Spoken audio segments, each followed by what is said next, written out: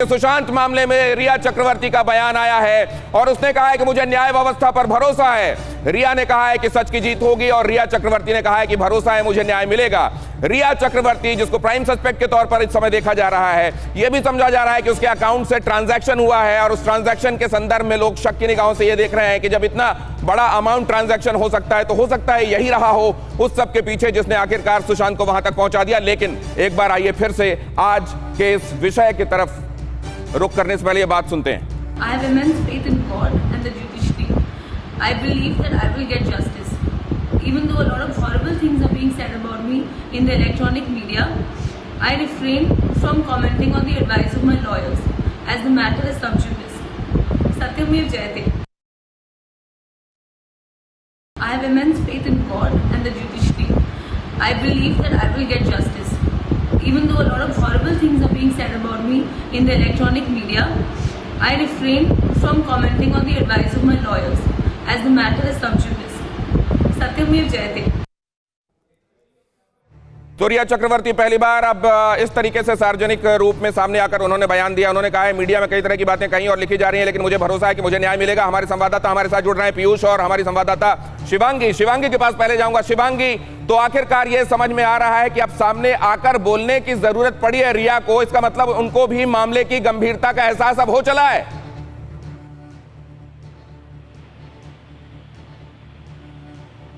पीयूष के पास जाता हूं मैं इसी सवाल को लेकर। पीयूष, यूं सामने आकर रिया का यह सब कहना क्या दिखाता है?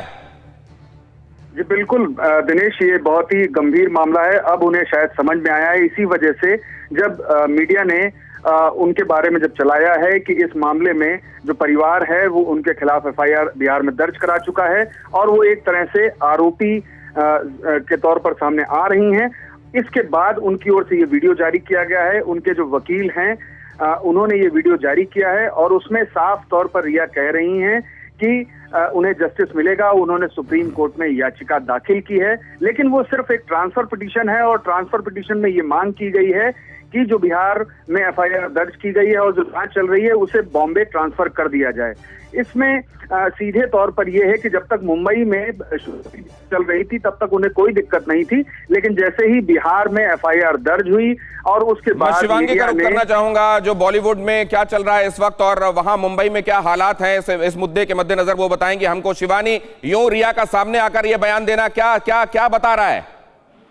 देखिए, दो बातें हैं साफ तौर पर रिया का इस तरह से वीडियो स्टेटमेंट आना। पहली बात ये कि जिस तरह से लगातार रिया पर आरोप लग रहे हैं और ना सिर्फ परिवार, अब तो जो सुशांत के दोस्त हैं वो भी सामने आकर कई बातें कह रहे हैं, तो कहीं ना कहीं एक घबराहट जरूर नजर आई। लेकिन रिया ये भी कह रही है कि मैं कमेंट नहीं करना चाहूंगी क्योंकि मेरे जो वकील हैं वो उन्होंने मुझे कहा है इस वक्त मुझे कुछ भी बयानबाजी करने से बचना चाहिए। तो दो बातें इस छोटे से 20 सेकंड के वीडियो में वो साफ तौर पर कह रही हैं कि वो कहना बहुत कुछ चाहती हैं, लेकिन जिस तरह की बातें इस वक्त इलेक्ट्रॉनिक मीडिया में चल रही है कहना बहुत कुछ चाहती है, लेकिन कहा उन्होंने वो होगा जो लिख कर दिया गया होगा वकील की तरफ से। वकील वो हैं जिन्होंने पहले संजय दत्त और सलमान खान का केस भी हैंडल किया है। वो जानते हैं कि सेलिब्रिटी से जुड़े हुए मुद्दों पर जब मामला कोर्ट में होता है तो क्या और कितना बोला जाना चाहिए। तो ये था सुशांत मामले से जुड़ा हुआ अपडेट।